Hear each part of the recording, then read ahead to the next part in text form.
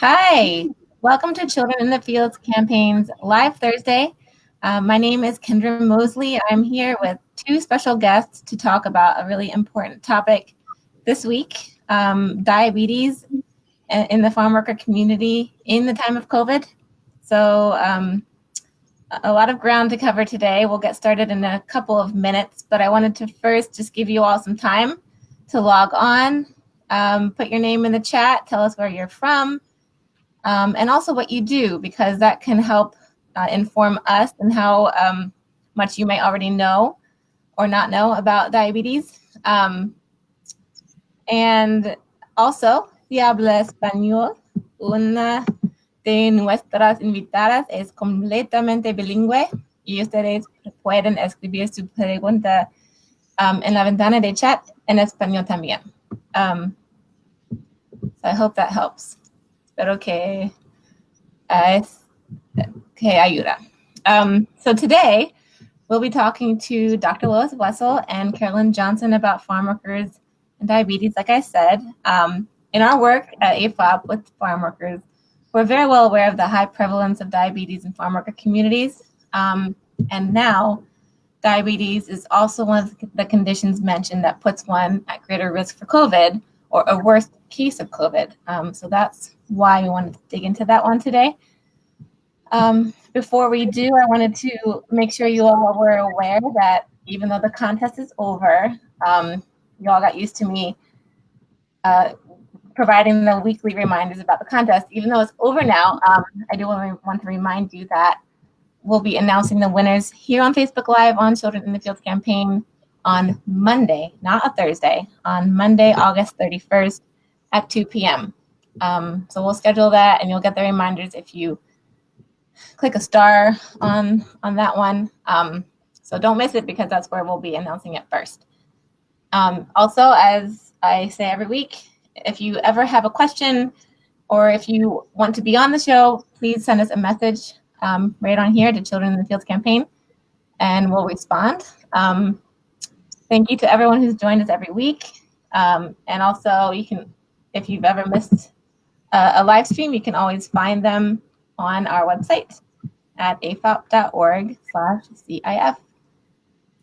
So everyone is joining. I see a few people on, so I'm going to go ahead and introduce our guests. So as you can see on the screen, we have Dr. Lois Wessel, FNP, DNP. She is a family nurse practitioner and professor at Georgetown University. She is bilingual, English-Spanish. She provides clinical care at an FQHC, so a federally qualified health center to Latino immigrants in Silver Spring, Maryland. And she works as a consultant to Migrant Clinicians Network, La Clínica del Pueblo, Catoctin Quaker Camp, and the Mid-Atlantic Center for Children's Health and the Environment. Pre-COVID, she enjoyed being out and about with friends and family. Since COVID, she's been working on making quilts. Welcome, Lois. Thank you. And then we have Carolyn Johnson from Proteus Inc. She is the clinical director and nurse practitioner for Proteus' agricultural health program and has been for about 10 years, I think. They provide primary care services for migrant and seasonal farm workers across Iowa. So welcome to Carolyn. All right, so let's get started. I'm going to start out just by asking both of you, and we'll start, I guess, with Carolyn. Tell us about yourself and the work that you do at Proteus. Sure. So I'm Caroline, and like Kendra said, I'm the clinical director of the agricultural health program at Proteus, and we are an organization within Iowa that provides primary health care to agricultural workers and their families. Many of our workers are migrant and seasonal farm workers, and our territory is all of Iowa.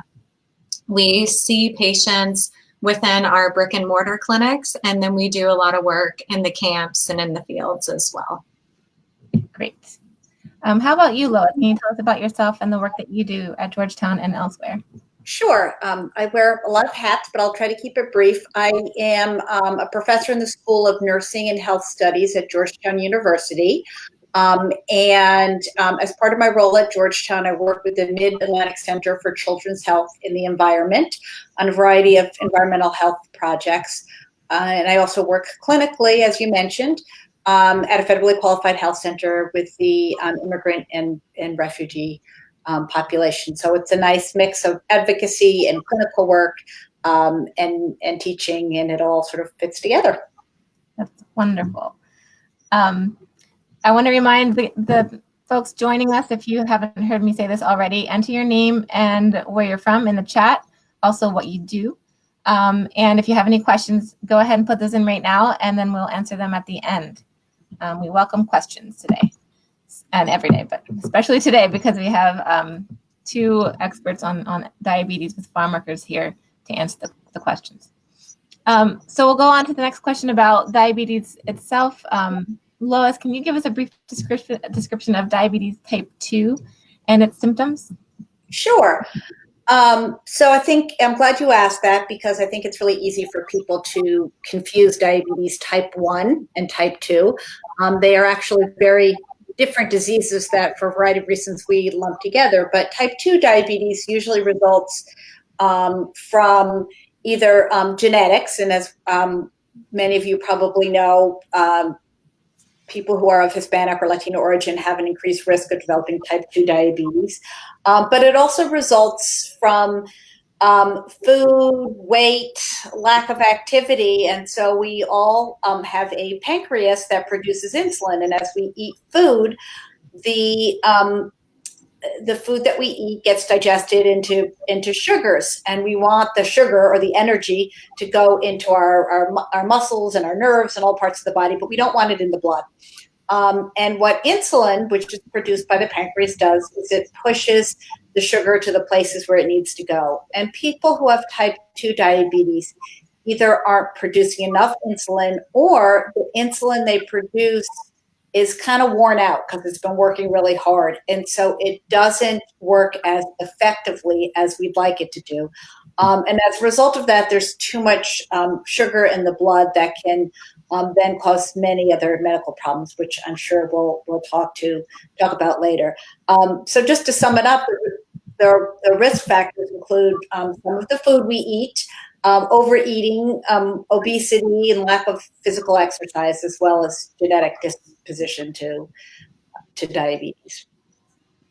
Thank you, Lois. Can you talk a little bit about diabetes type 2 in children? Sure. Unfortunately, one of the things we've seen a lot of in the last decade or so is that children are becoming more and more obese. And there are a number of reasons for that. Processed and non-healthy food is often cheaper and quicker to access. Ironically, we're seeing right now that because of COVID, people are staying home more, which is so important for COVID, but it means they're not playing on their soccer team or hiking or even walking to the bus to get the bus to walk to work. And so that inactivity that many adults have also trickles down to children. For many families, even pre-COVID, it was a fear of going outside because their neighborhoods weren't safe. You rather keep your kids close because there was violence in the community or other problems, that traffic that made you feel like your kids couldn't go outside. So the combination of having a more sedentary lifestyle, even before COVID, the EPA said that we spend 90% of our time indoors, and food, and again, this genetic propensity towards many chronic diseases, which result from obesity, left us with a situation that our kids are connected to computers and handheld devices, less connected to the outdoors, and as a result are increasingly overweight. And that being overweight, again, means that that insulin that you have has to work extra hard to keep up with everything, and sometimes just gives out, which is why we've seen an increase in type 2 diabetes in the pediatric population in the last decade or so. That may be a good opportunity to mention something that I forgot at the beginning, is that you may see some interruptions from my daughter. I have her hooked up to a screen. So she's very sedentary right now, which Yeah. hopefully correct later on with Carolyn, can you tell us what some signs are of diabetes that someone can look out for if they don't have access to medical care or screening centers? Sure. Some symptoms of diabetes include increased thirst, increased hunger, more frequent urination.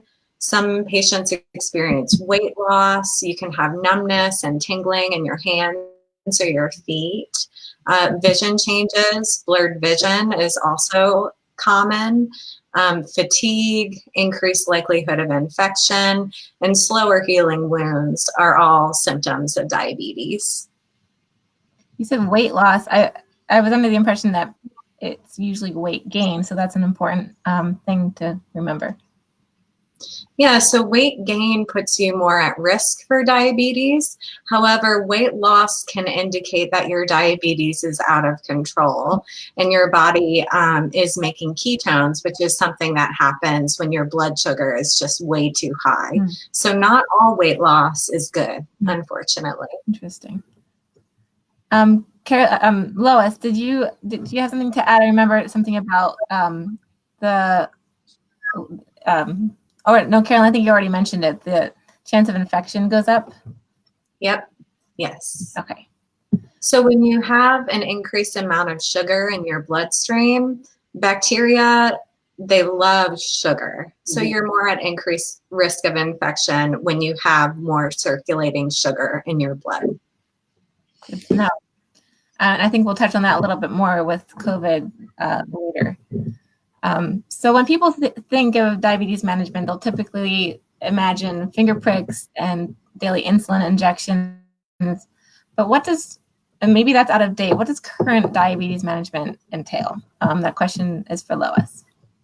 Well, I think it really varies depending on a number of factors, including how much your diabetes has progressed. And even taking a step back from that, one of the things that I think that Carol and I probably both do as nerve practitioners is we like to catch people in the pre-diabetic state where it still is reversible. It takes some severe lifestyle changes, diet, exercise, really committed.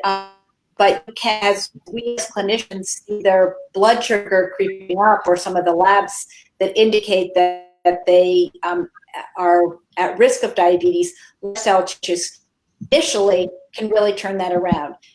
Subsequently, after that, if somebody has developed diabetes, there are a number of medications to take, including oral agents or pills that people can take to keep their diabetes in control, and then a variety of different kinds of insulin. Some are weekly, some are daily, some are before every meals, and it really depends on a number of factors, including your ability to manage all these things. When we think about farm workers, they may be out in the fields all day and not have access to washing their hands for safe injection practices, so that the clinician may make a decision to manage that person differently than somebody who is sitting at a desk all day and can get up and have access to insulin, which may or may not be refrigerated. And so the treatment is very individualized, but I think the most important piece is, regardless of what medications are being prescribed for diabetes, the patient,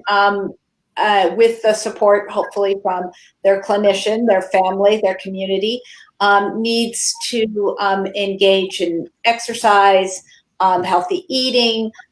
This one probably is most challenging, especially in times of COVID, but de-stressing their lives to really readjust to the reality of having diabetes. So any of the treatments need to go hand in hand with a healthy lifestyle. You mentioned stress. Carolyn, can you say a little bit about that and how that interacts with diabetes? Yes, so we know that chronic stress can impact your blood sugar. So when you are under stress, your body makes cortisol. And when you have cortisol circulating in your body, that raises your blood sugar. So it's not just the food that you eat, but also the stress that you have in your life and how you cope with that stress. That can directly impact your blood sugar and diabetes. So we know for farm workers, that's definitely going to be a factor. Yes, absolutely. So about the farm worker community, we know that diabetes is very prevalent. Lois, can you speak to why that may be? I know there's a lot of reasons, and we just talked about one of them was stress. But can you say more? Yeah, well, I think it's this perfect storm of a variety of things coming together. In general, most of the farm workers, not exclusively in this country, but a large percentage of farm workers are Latino. Hispanics and Latinos have a genetic disposition to developing type 2 diabetes. The connection isn't completely clear, but it may be a combination of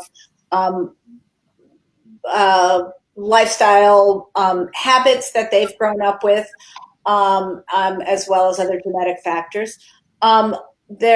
There are parts of the Latino diet that are incredibly healthy, the fruits and the vegetables. Unfortunately, when people come this country, processed food is very cheap, and fresh fruit and vegetables tend to sometimes be more expensive. And that's the inverse of what it is in their countries of origin, where the fruit and vegetables are grown. But I think that the diet has developed with a lot of really delicious carbohydrates, and our body sees carbohydrates as sugar. So, tortillas, rice, yuca. There's a lot. It's a very high carbohydrate diet, and very caloric. And so that may be part of it. And then there may be some issues around physical activity. I think the work in the field is very arduous, but it may not be aerobic exercise that is what our body needs to stay healthy. And there's a variety of other issues that we call social health, including access to food, where people can buy their food. Do they live in a food desert? Do they have an automobile to go to get in a healthy place, maybe further away?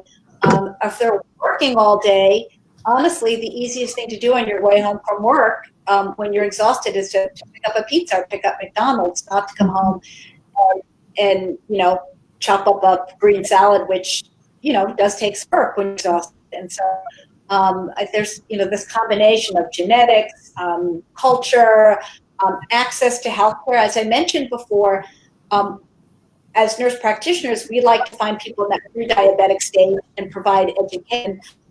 We can do that when people are coming in for routine healthcare. For people who don't have access to healthcare, or only visit a healthcare provider when they're sick, they may not be caught in that pre-diabetic stage where that education can be provided to turn it around. That's very true. Excellent points. Thank you, Lois.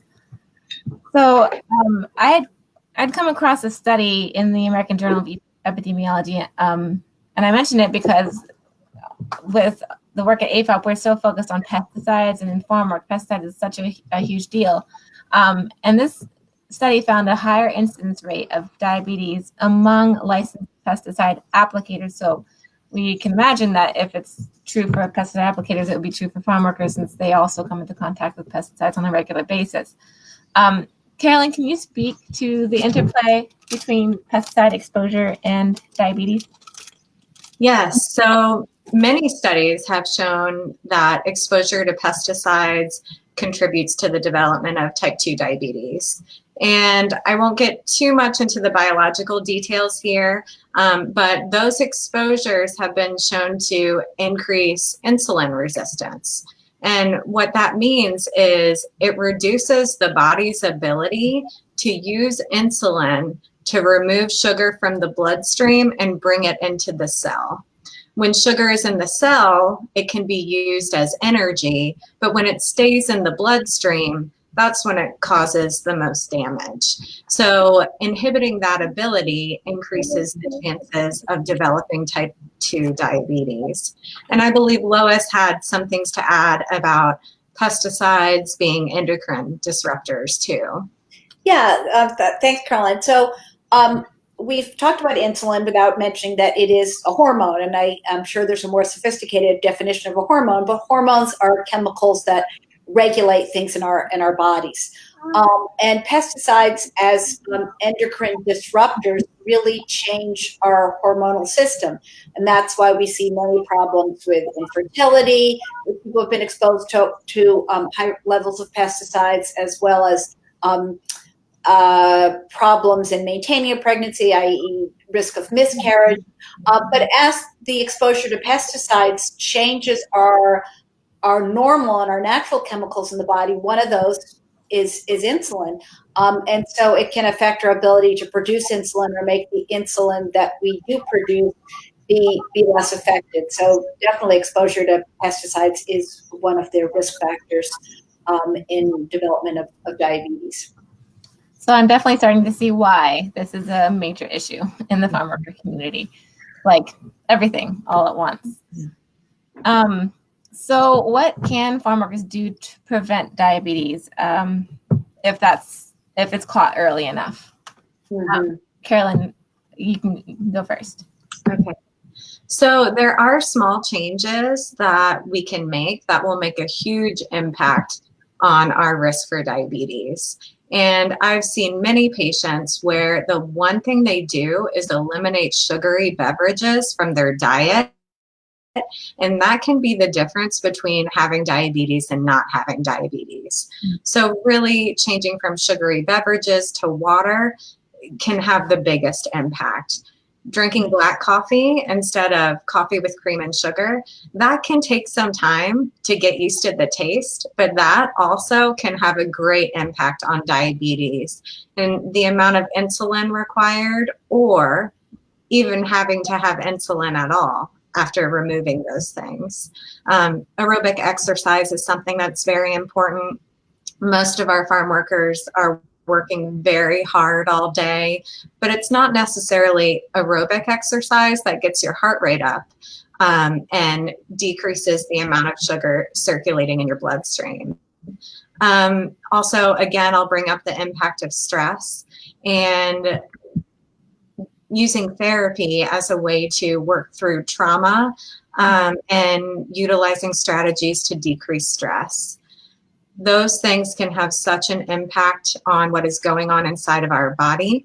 Talking through them, working those out, that can have a great impact on blood sugar as well. Also, bringing up how you're doing with your blood sugar every time you talk to a provider is a great idea. That may not be on their radar. We are not perfect as providers, but it is good to discuss with your provider every time you get the chance. And I would add a couple things. I think that's all definitely true. And one good way to reduce stress and to get aerobic exercise is having safe spaces for physical activity. So acknowledging that the built environment and where people live, work, and play is important, and having it may be as simple as something that's promoted by an organization in California called Salud America, America Health, which is having lights in public parks outside so people can go there at night after dinner to kick a ball. Another thing I often say to my patients is half of your plate should be fruit and vegetables, and no potato and yuca are not in a tortilla, even though it comes from corn, is not a vegetable. It should be leafy green vegetables or carrots or tomatoes. I could not do this many grams of this and this many grams of that. That's a challenge. But if you just think of half of your plate being fruits and vegetables, I think that's a good strategy, along with the water and the coffee. And another thing I would really stress is the importance of the entire healthcare team. Carolyn is exactly right. How are you doing? How are you doing with your blood sugar? And it could be us as the nurse practitioners. It could be the nurse. It could be the community health worker. I know for myself, I often don't really understand the realities of people's lives in the same way that a community health worker or a promotora might. So are there groups that led by somebody from the community who has been managing their diabetes well could lead and inspire other people? I was in a group visit once where the promotora or the community health worker was talking about brown rice, and somebody said, "Oh, that's so gross. I don't want to eat that stuff. It tastes like cardboard." And brown rice is a whole grain, and it digests more slowly, so your blood sugar doesn't rise as quickly as white rice. And the community health worker said, I thought the same thing, and it took me like 2 months to get used to it. And now actually I like it better. And I could say that, and they would roll their eyes at me because who am I besides a middle-aged bring-up nurse practitioner? But when it comes from somebody in their community, it carries a lot of weight. So I think as nurse practitioners and physicians, we can't always solve all the problems in the four walls of the exam room, but there are other people in our community. And then I would add to that, one of the things we've seen a huge increase of recently, and we have one of these in my community in a Latino neighborhood, is local farmers markets that double the federal food subsidies like SNAP and WIC. And so $20 that you would spend at a grocery store is $40 that you spend at the farmers market. And so doing outreach to people about getting more for their dollars and getting healthier food for their dollars that so many communities are looking at is another way of looking at the problem, again, from outside of the exam room where we see patients. Yes, that's very true. My coworker, Vashta Kelly, has worked with farmworkers much longer than I have, and she said that pesticide exposure, economic status, access to food, access to medical care, cultural habits, and lifestyle are all factors for impacting diabetes among farmworkers and their children. And since you mentioned children, I wanted to ask specifically about prevention of diabetes in children. And I think it's all the similar things, but you mentioned lights in the park so that kids can go out and play. Is there anything else that you could recommend? I'll let you go, Caroline. Okay. I was just going to say it's important that kids see healthy behaviors in their parents. So modeling is really the best thing that we can do. Also, not buying foods that you don't want consumed on a regular basis, especially juice in kids. There are implications with obesity and diabetes, but also with their teeth as well. And there isn't a whole lot of nutritional value in juice. So thinking again about diet, keeping the family active, finding a safe place to do that, and modeling healthy relationships and healthy coping mechanisms for stress. All of those things can help prevent diabetes in kids as well. Yeah, I think that's really a huge point about modeling behavior. And we didn't bring this up, but one of the best examples of this is smoking. And obviously we know that smoking is bad for the body, and it puts stress on the heart, and it puts stress on the lungs. And so smokers with diabetes have even more complications. And children who live in homes where there are smokers are more likely to grow up to be smokers. And that's also true with what and how people eat. And there's some very interesting studies done on the concept of the family meal. But people who sit down together and eat as a family have less of many health problems long term, including obesity and diabetes. So I think, having this healthy food in the household, also making physical activity fun. A lot of people don't like to exercise, but they like to dance. They don't want to, a lot of people feel like, I can't put on Lycra and go to a gym. I don't have that kind of body, but they're really happy, kicking around a soccer ball in the park with their kids. And so figuring out a way to have a more active lifestyle, which admittedly is very hard for all of us, but for people who do physical work professionally, coming home, you just want to lay on the couch and eat, junk food. And so that is a challenge, but making sure that, and especially now because of COVID and we're inside a lot, making sure people engage in physical activity, which can be done in the house too, dancing. Let's have dance night on Friday nights and put on, our favorite music and dance. So I think those are healthy lifestyles, walking on a trail, bike riding, that institute healthy behaviors in a family. This all seems so ironic and unfair because farm workers, you know, should have the most access to healthy fruits and vegetables because they are the ones picking them. And farm workers, work harder than anybody. So if the world were fair, they would have the best physical fitness. But it's not fair. And so that's it. Yeah, gets my blood pressure up. But anyway, that's not a symptom of diabetes. Anyways, we want to get to the COVID-19 point of all of this.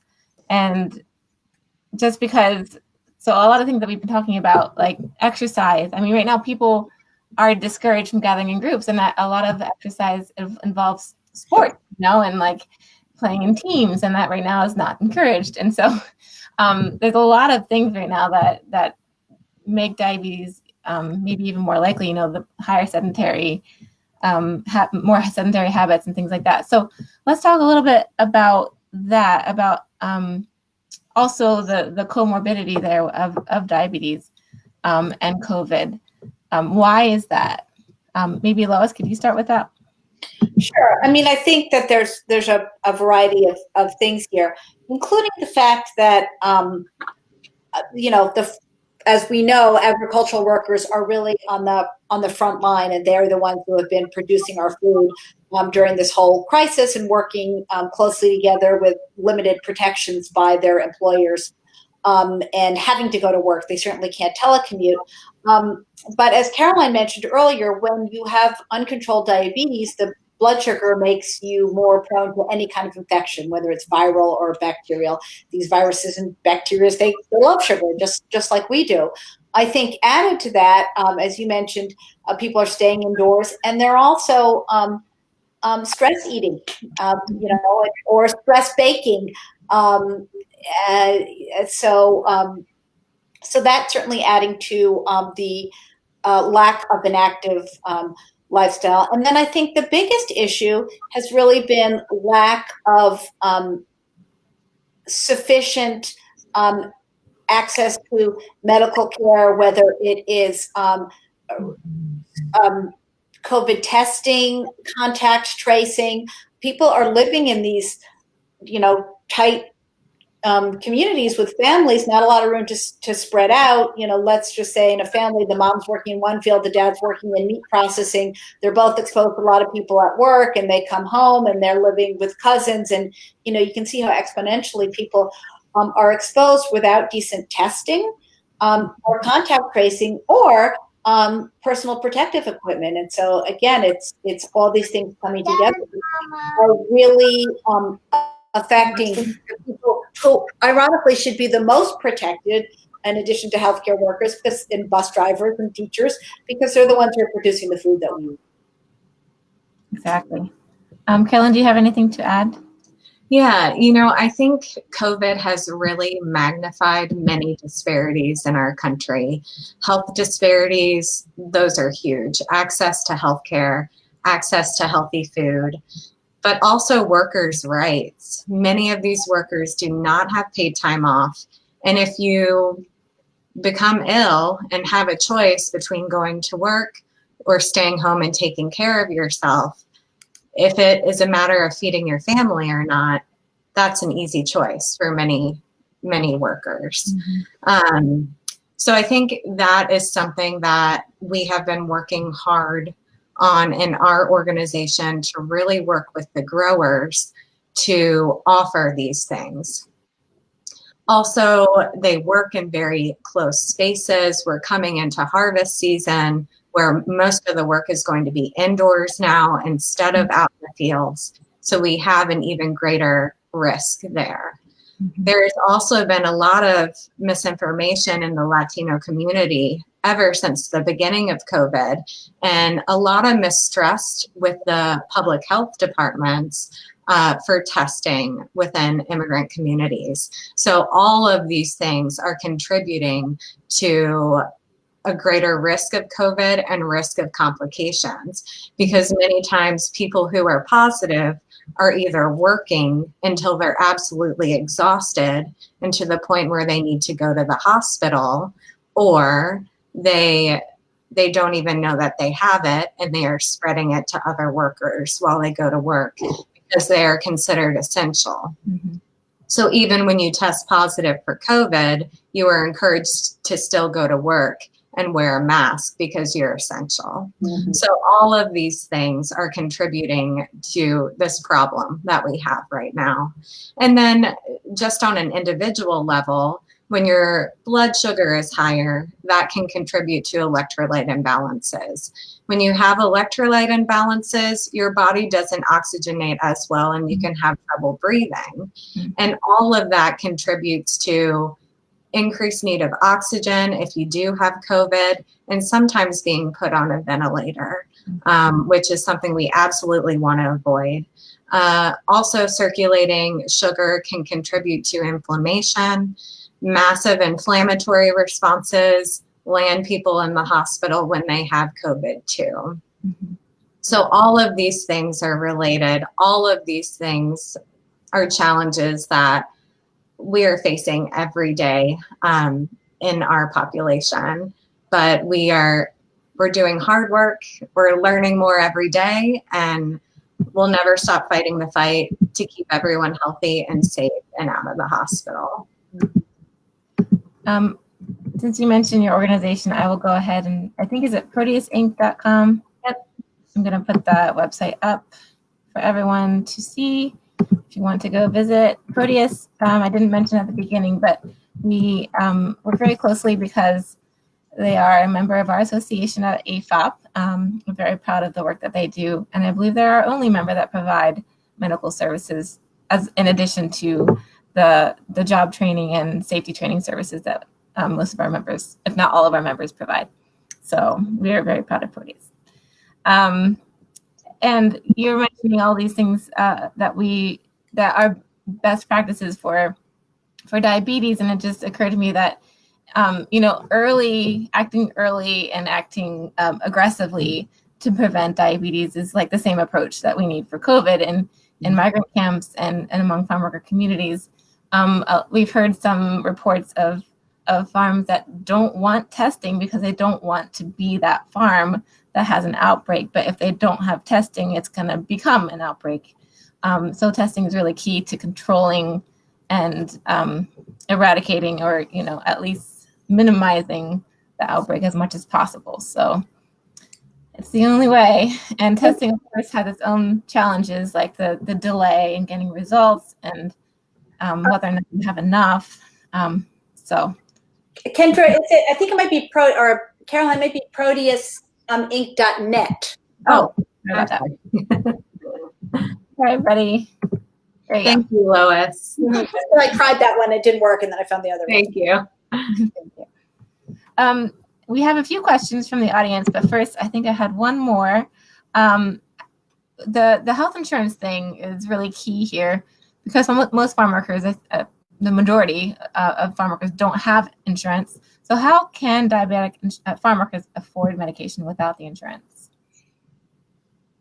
So many community health centers have special pharmacies where you can get discounted insulin and other medications. It's hard to say on a national level where to advise people to get discounted medications, but that is a good avenue. Explore your community health centers and your federally qualified health centers, as well as $4 programs. They have those at grocery stores and at Walmart. And at Walmart, you can even get insulin over the counter if needed for a short period. If this is helpful for our migrant workers, if you are in a new place and you ran out and don't have a prescription. So that is another option as well. Good to know. Lois? And one of the things that we see that really is something that we need to pay attention to because of the problem of affordable medication is people sharing their medication with household members because it's hard for both of them to get it. Or people getting their medication, especially people who are on the border, getting their medication from Mexico, which may be fine, but it may be different, and their provider here may not know. And so the lack of affordable medication, even for people who have insurance, is a serious issue. And I think last spring, although who knows when, because time has changed for all of us now. I've seen the issues around the cost of insulin, people who are rationing their insulin because of the cost. So as Caroline said, the $4 programs are fabulous. The 340B pharmacies that some of the community health centers had are fabulous. In my county, we have something called Montgomery Cares, which helps for some people for the uninsured, but it's very piecemeal depending on where you live. And one of the things about the mobile population is, for example, where I am, they may be working on the eastern shore of Maryland, picking vegetables right now during the heart of the vegetable season. And they may be in Silver Spring, Maryland, right outside of DC, raking leaves in the fall. And then they may be back on the eastern shore with Christmas trees or turkey production for Thanksgiving. And so they're moving through different health systems and trying to get their medication, which again is so different depending on where people are located. So that definitely is a challenge. I can imagine. I think that was the last question that we had prepared, but we have a few from the audience. So whoever wants to speak to each question, just go for it. The first one is, actually I'll go backwards because that's how I can see them on the chat. Are there dietary recommendations or websites for individuals who are on a fixed income to change their eating habits in an affordable way? Go, Caroline. I was just going to recommend the American Diabetes Association. They have a great website, lots of resources, but something I think we all need to consider is that, just making sure the recipes are culturally appropriate. And there are a lot of ways to do that affordably. So I would recommend checking out that website, the ADA, or the American Diabetic Association. And they do have, you can toggle it for Spanish or English. So that's a great resource. Great. Yeah, here's a Spanish. Okay. Oh, it says it's under construction right now. Yeah. It's annoying. Great. Next question.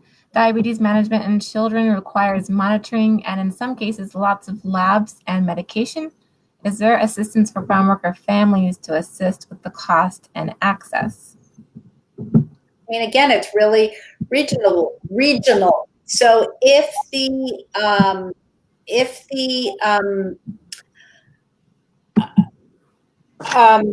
child was born in the United States, hopefully they would have some kind of public assistance like Medicaid, and they would be able to get help with that. And, diabetes management in children does require monitoring and labs, but also if it's well controlled, there can be less of both of those things. But it really depends on their insurance status. Mm-hmm. And another option, if the child is uninsured, 90 to 95% of our patients are uninsured, so this is something we deal with a lot.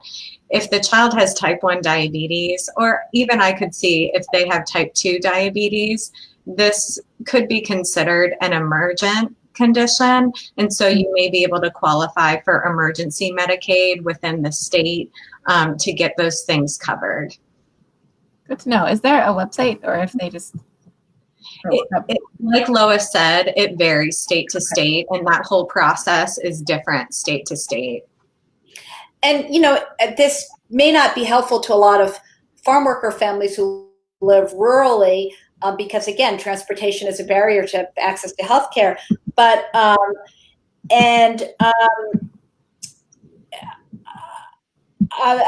think if you are near to a university hospital, there may be specific programs, even special programs of outreach to low-income families with type 1 or type 2 diabetes in children. But again, it depends on where you are. Yeah, I'm sure it does.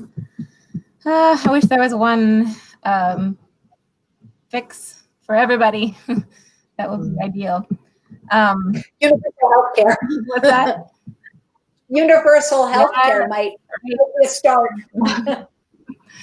Well, I won't get into that one. So last question, is there an increase of farm workers coming in with health issues related to diabetes since COVID-19 that you have seen?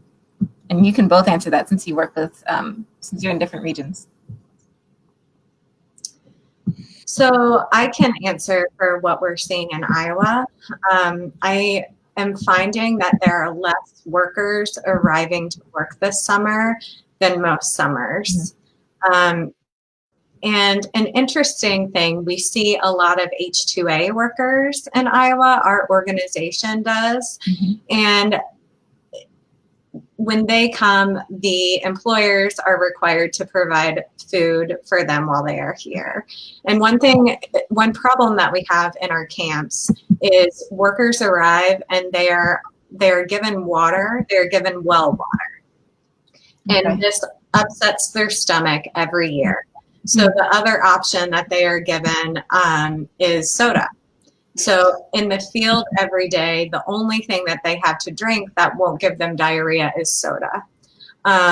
Also, some of the foods that these workers are offered, they are not the healthiest food, typically carb heavy, typically white starchy things, the things that we recommend staying away from if you have diabetes. So it's really interesting to see these workers who arrive and their diabetes measurements may not be that bad, but as the summer goes on, they get worse and worse and worse.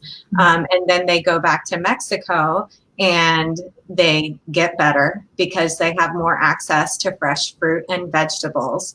And then they return and we do the same thing in the summer. So that's a big challenge that we see in the H-2A population. But overall, I feel like we're seeing less H-2A workers than we typically do. Also because of communal living spaces, and they're trying to spread people out more. Yeah, I would add to that. I think that's all true. And just in general, during COVID, people have been either less reluctant to go to a medical appointment, or what we've been able to do, many of us in the community health setting have been able to do is more telemedicine, but that works better if you're kind of checking in with somebody who's a known patient and how are you doing, do you have symptoms, okay, I'll re-prescribe your medicine, but that doesn't really address some of the issues with diabetics where we do need to draw labs. And I think that we've been seeing less because we've had fewer appointments and patients are less likely to come in. And while not directly related to diabetes, the effect that I think as a healthcare community we are seeing is children who may be missing and adults who may be missing their immunizations. And as we move into flu season, we certainly want our diabetics to get their flu and their, if they need it, their pneumonia vaccine, so that when they get sick, we don't think they have COVID. And then, as I mentioned, people are more sedentary and doing stress eating or stress baking and stress eating. So that's a complicated situation again. Yes, it was just mentioned, are you afraid that workers aren't coming in for health issues because of the fear of COVID? Yeah. And that's exactly what you said. Yeah. I have to confess, I haven't even taken my child in for his wellness check since he had a birthday. So I'm in that category too. I feel like doctors' offices, waiting rooms are the most likely place to get sick in normal times. I'm shy of them in regular times. So I'm just like, don't really want to go there. But anyway, that was our last question. I want to give you both a chance to provide any final thoughts or closing remarks. I started watching movies. My daughter ran out of movies to watch, so we may. Yeah. Maybe she has got a question. Okay. I'm not watching movies anymore. Okay. Yeah. Well, and I think the fact that you are working with your daughters there is also just what do parents need to do right now to keep their kids content and safe while the parents are working or relaxing. And again, we know that it's a lot of screen time. And I just laugh because the American Academy of Pediatrics says, I think it's like children above a certain age should have no more than 2 hours of screen time a day. And, yeah, I mean, we have all violated that right now. Daily. And, so Lois, as a provider with a young child, I recently looked up that recommendation again, and they said that during this time to forget about that. Really? And yes, and to do what you need to do to survive right now. And, you know, if the fight over the screen is going to contribute to increased stress, then they don't recommend fighting about it. So I was reassured when I read that guidance. That's good. I'm glad to hear that. Wow, I can't believe they actually came out with it. That's reassurance. That actually makes me laugh. Okay, great. Well, we're gonna close this live Thursday for now. I want to thank both Lois and Carolyn so much. I think, is it Caroline? I think I've been saying it wrong the whole time. Either one works. Thank you both so much for joining us today. Mommy, I'm hungry for an apple. You may have an apple. Go for it. Well, where's the I'll get it for you in 1 minute, okay? apple? I'll invite you all to join us again next week on Thursday for another live event. We're here every week. I hope you enjoyed the discussion, and we'll have the recording for you on Facebook and on YouTube and on our website if you want to view it again later. So thank you both so much. We'll see you later. Thank you. Bye.